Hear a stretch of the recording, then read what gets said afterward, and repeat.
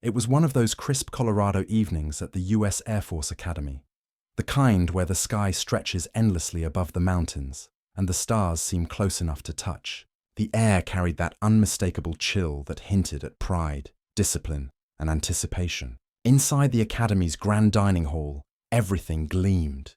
Silver banners hung proudly from the high ceilings, and the floor shone so brightly you could almost see your reflection in it. The rhythmic sound of polished shoes echoed down the marble corridors as cadets made their way to their seats, straight-backed and sharp in their uniforms. This wasn't just another formal military dinner. Tonight was different. The Academy was hosting two of the most talked-about guests in the country, President Donald Trump and First Lady Melania Trump. The announcement had come only a week before, and ever since, excitement buzzed across the campus like electricity. Cadets speculated about what the president would say, how Melania would look, and what message they might leave behind. Whether one agreed with his politics or not, everyone knew this would be a night to remember. It was rare for a sitting president and first lady to share an evening so personally with the next generation of Air Force leaders. As the final preparations were made, the hall filled with the soft clinking of silverware, nervous laughter, and the low hum of conversation. Every detail had been carefully arranged, from the crisp white tablecloths to the shining Air Force insignias placed perfectly at the center of each table. Then it happened. The heavy wooden doors at the end of the hall opened, and the Secret Service stepped in first, scanning the room with precise movements. Instantly, the noise faded. The air seemed to tighten as everyone turned toward the entrance. And then the Trumps entered. The applause began softly at first, then grew into a powerful wave that filled the hall. President Trump smiled, shaking hands as he moved through the tables, greeting cadets with his signature energy.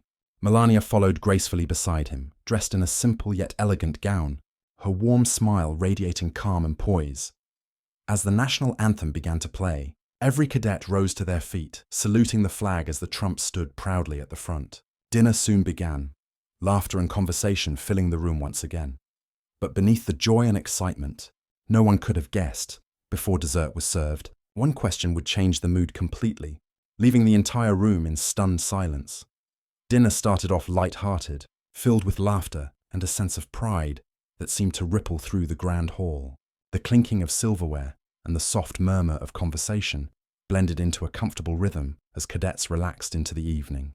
President Trump, seated at the center table surrounded by eager young Air Force cadets, was in his element.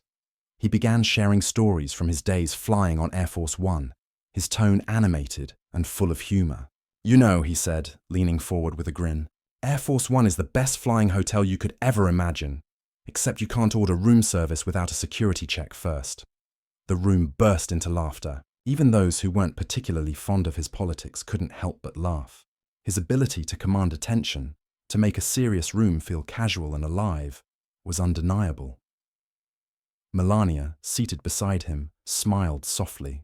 She didn't interrupt or compete for the spotlight. Instead, when she spoke, her words were calm and graceful, carrying the kind of quiet authority that made everyone listen. She talked about discipline, about self-respect, and about the importance of serving something greater than oneself. "Dedication," she said, "is what separates those who dream from those who achieve." Her words resonated deeply with the young men and women in the room, cadets who had chosen a life of structure, sacrifice, and honor. The meal itself was classic Americana: roasted chicken, mashed potatoes, and warm apple pie. It wasn't the fanciest menu, but it carried a sense of tradition. As the waiters moved swiftly between tables, Trump continued to engage with the cadets. He asked about their training, their future missions, and what inspired them to wear the uniform. Their answers came from the heart. "Sir, I joined to protect the freedoms my family enjoys every day," one said. "I want to fly jets," another added, "because I believe the sky belongs to those willing to defend it." Trump chuckled, pointing playfully at the last cadet. "That's the kind of line I'd use in a speech, but you said it better." The table erupted again in laughter and applause. But as the laughter began to fade, something shifted. The jokes quieted, and the mood turned more thoughtful. Conversations grew softer, more reflective. The energy of the evening began to settle into something deeper, a mix of pride, curiosity, and unspoken emotion. No one knew it yet. But that shift was the calm before the moment that would leave the entire hall silent.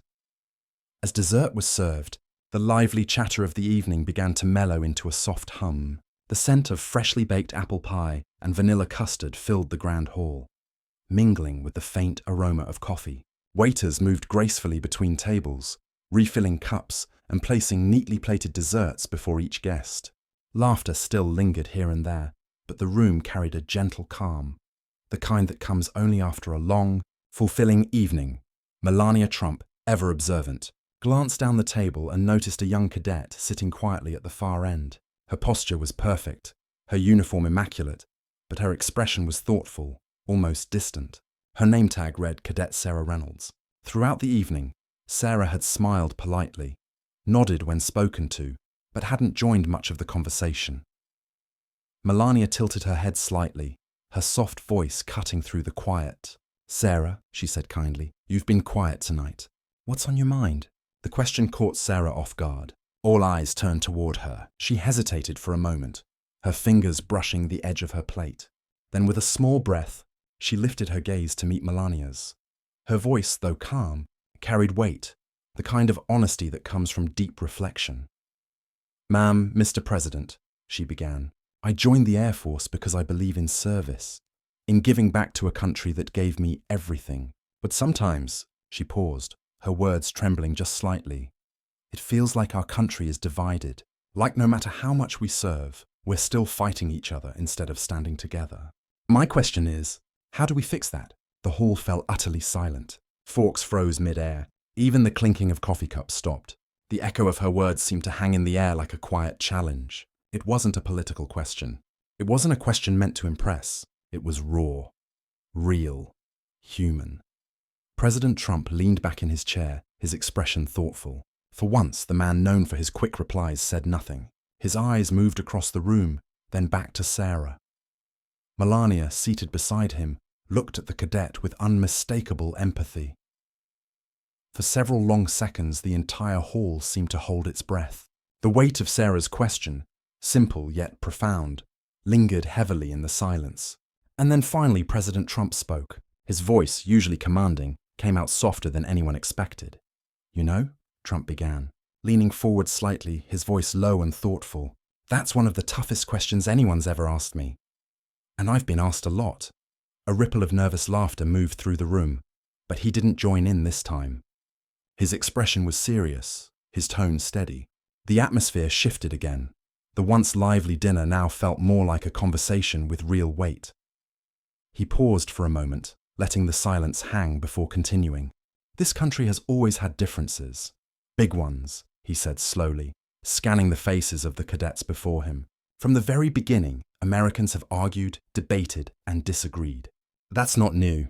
What's new," he said, his finger tapping lightly on the table, "is that sometimes we forget we're still on the same team." He looked around the table again, his gaze softening. "But the thing that keeps America strong isn't that we always agree. It's that we don't give up on each other. That's what makes this country different, and that's what makes it great." Trump gestured toward the rows of cadets seated in crisp uniforms. "You're sitting next to people from all over the country, different towns, different beliefs, different stories. Some of you probably see the world in completely opposite ways, but you all wear the same uniform. You serve the same flag. You protect the same nation. That's what unity looks like. You don't have to be the same to stand together." The hall was completely silent now. The clinking of dishes had stopped, and every pair of eyes was on him. Melania, who had been listening quietly, leaned in and added softly, her accent giving her words a melodic grace. "And unity begins with respect, even when it's hard to give. Especially then." Her words hung in the air, gentle but powerful. Cadet Reynolds blinked a few times, clearly moved. Her voice wavered slightly as she said, "Thank you, ma'am." "Thank you, sir." Trump's expression softened into something rarely seen in public, a genuine, almost fatherly smile. "Thank you, Sarah," he said warmly. "You're asking the right questions. And that's how real change starts." The room erupted into quiet applause, not loud or showy, but sincere. The kind of applause that comes from respect, not formality. It was a moment no one in that hall would ever forget. As the dinner drew to a close, the energy in the grand hall had completely transformed. The laughter and chatter that had filled the space earlier in the evening had quieted into thoughtful murmurs. There was no more light banter or clinking of silverware, just a calm sense of reflection. The cadets sat a little straighter, their expressions thoughtful, many of them replaying the conversation in their minds. What had started as a formal dinner had become something deeper, a moment of genuine connection, humility, and purpose. President Trump stood and began making his way around the room, shaking hands with every cadet he could reach. He didn't rush. With each handshake, he offered a few personal words. Keep pushing yourself. You're the future of this country. Proud of what you're doing. His tone carried sincerity, his usual larger-than-life persona replaced with something more grounded, almost reflective. For a brief moment, he wasn't the politician everyone watched on the news. He was a man speaking directly to the young people who would one day protect the nation he once led. Melania moved gracefully alongside him, her poise never faltering.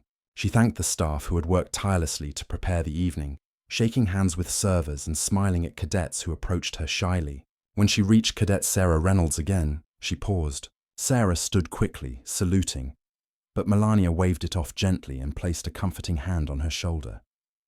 Keep asking the hard questions, she said softly, her voice barely above a whisper. That's what makes a leader. Sarah nodded, emotion welling in her eyes. It wasn't a grand speech, but the words hit harder than any long farewell could. Outside, the cold Colorado night had settled in. As President Trump and Melania exited the hall, the cadets followed them to the steps, forming neat rows in perfect formation. When the black motorcade pulled away, headlights glowing against the dark road, every cadet stood at attention and saluted. They held that salute until the last taillight disappeared down the long stretch, leading away from the academy. Later that night, in the quiet dorm halls, Sarah's question echoed through conversations. Some cadets debated politics, others spoke about leadership, but all agreed on one thing. It was a night that reminded them why they had chosen to serve. Not because of who their guests were, but because of what the evening had revealed. A rare, honest reflection on unity, courage, and what it truly means to be American. And that one question, how do we fix that, continued to linger long after the lights in the hall went dark.